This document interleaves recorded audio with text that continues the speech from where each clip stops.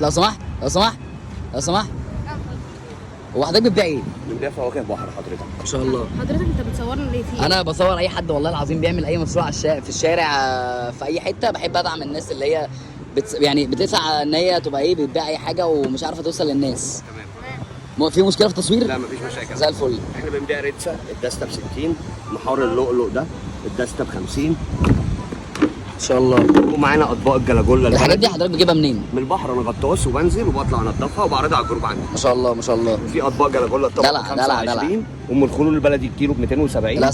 والجندوفلي البلدي الاسعار ايه طيب؟ الاسعار تقريبا كله يعني لو اخدهم تقريبا 600. يعني لو اخدهم كلهم 600. 600. ثانيه واحده.